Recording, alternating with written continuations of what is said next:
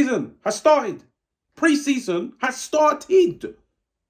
Thiago Motta is in town. Juventus are in town. The team that all over the world people are looking at. Can this man that was the talk of the town, everybody wanted him in the summer, Thiago Motta, talk of the town.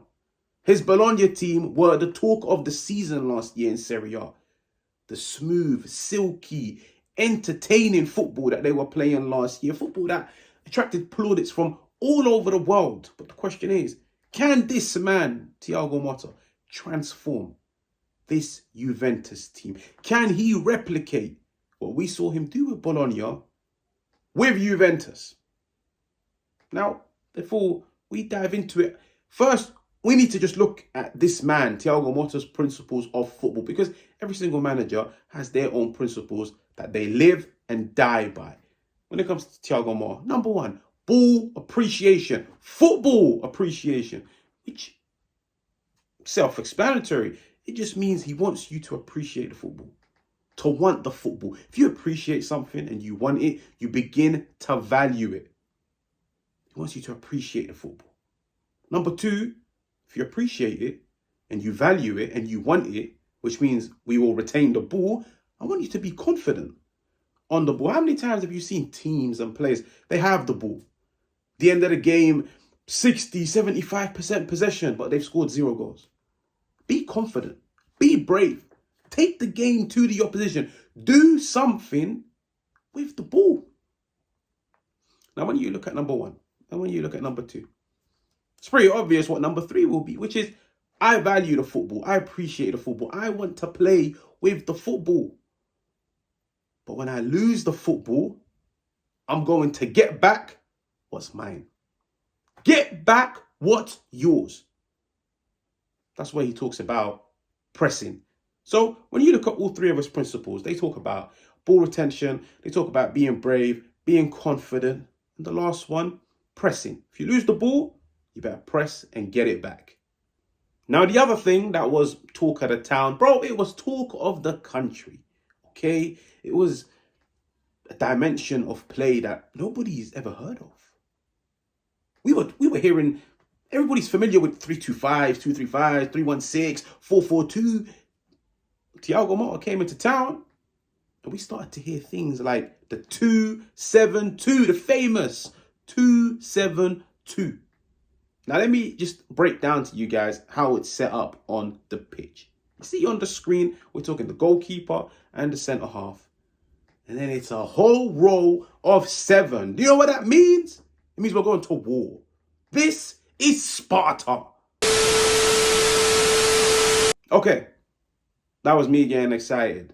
Let's look into it. 2-7-2. Now, where it's different is it's a 4-2-3-1.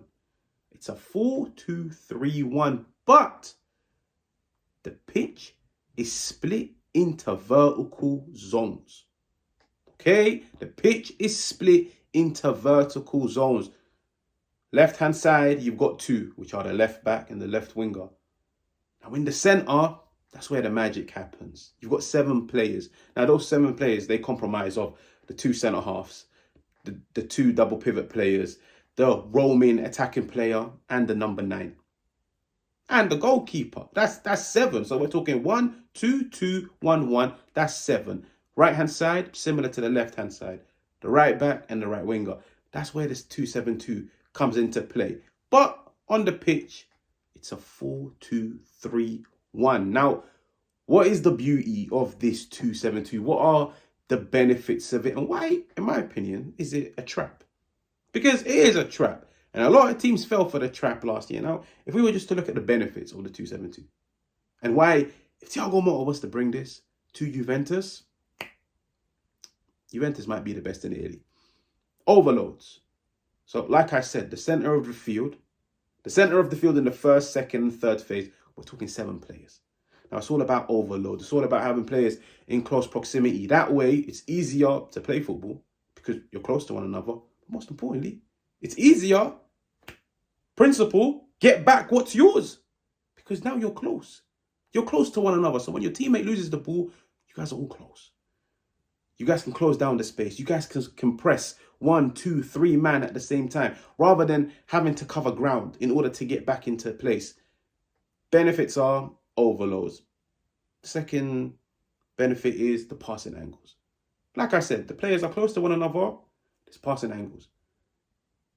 The pass is always available. Now, when it comes to passing angles, if you move the opposition. If the opposition don't move with you, you're free to receive the ball. So move the opposition, create the passing angles, play close to one another. If you lose the ball, you can press with one another. And the fourth one, which is what makes Thiago Motta's teams special: positional freedom. Yeah, I know people have heard positional play, positional rotation. No, we're talking positional freedom. Positional freedom. Now, it's an amazing thing and it's beautiful to watch. And oh my Lord, if you were to get your team to perfect it and master it, I promise you, you'll be looking at one of the best teams in the world. But what are the benefits of it? Number one, and it's self-explanatory, pass and move. It's literally pass and move. But it's where you allow every single one of your players, besides the goalkeeper, every single one of your players, that freedom, that luxury to pass and move with the ball, to seek a pass in a more dangerous area, in an area that they're not too familiar with. Allow your players to express themselves on the ball. If the centre half wants to make a run forwards to receive a ball, so be it. Allow players to express themselves. Why? Because I trust them. Number two, if your players move, you move the opposition, which means you create space. Number three, all of this movement, all of this ball retention, you're controlling the game on and off the ball. And number four, if I was to summarize it, it's structure, because passing and moving doesn't mean everybody pushing forward. No, the team will be taught. If he goes, I stay. But it's structure, but with freedom. Structure with freedom. Structure without a designated position. Now, you're probably sat thinking, what on God's earth is this Arab talking about? Structure with freedom? Structure without any positions? Players can express themselves? What is he talking about? Juventus 0, Nuremberg 3. It was their first pre-season game. Now, you learn a lot from pre-season. Don't pay any attention to the score lines, but you learn a lot when it comes to setups, structures, what direction this team is heading in, what type of football are they looking to play, and will it be successful or not?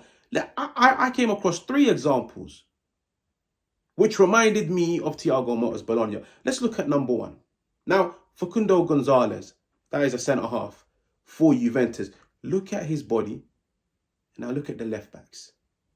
Now, the way Thiago Motta played his football at Bologna, which is he always loved it when his centre-halves pushed forwards into midfield from the first phase.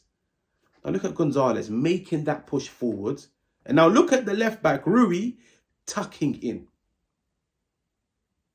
If we were now to look at a more in-depth second example, yeah, once again, Facundo Gonzalez. Now this is what I mean by positional freedom. Juventus have the ball. Now he's a centre-half. And he's been given that luxury to push forward into midfield. He's been told, when we have the ball, the goalkeeper has the ball, and we're a bit under pressure and we're getting pressed, I want you to create a passing angle in the second phase of the pitch. What does that mean? It means push forwards. Push forwards. But the beauty in it is, there's freedom, but there's structure. Because when you look at Thuram, who is the midfielder, has now grasped what's going on. My centre-half is pushing forward. I can't just leave that space. I'm now going to cover for him. You look at number 3. Number 3 for me is my favourite one, because this is literally what Bologna used to do. When they're on the ball and there's pressure and they're trying to move the opposition, trying to create little traps here and there, trying to attack the space, the one thing they used to always do was their fullbacks would invert and become the 2 centre-halves. The 2 centre-halves become the 2 central midfielders. Look at this. The Diallo and Gonzalez are playing in midfield. Now you look at Barberi at right back, you look at Rui at left back, they're tucking in. That is positional freedom. Where 1 minute the left back is playing as a left back, but then 2 seconds later, he's playing as a centre back. Why? Because the centre back is now playing in midfield. The midfielder is advanced, playing next to the number 9. Positional freedom, but there is structure. But this all stems from trust and understanding of the game. And I'll be honest, this is just the first preseason game. If I was to tell you guys one thing for free, keep an eye on Thiago Motta's Juventus. But anyways, that is that. I hope you enjoyed the video. Make sure to hit the like. Make sure to subscribe. Make sure to let me know what you think. If you agree, if you disagree, what the upcoming season holds for your team in the comments. And I will catch you guys on another one.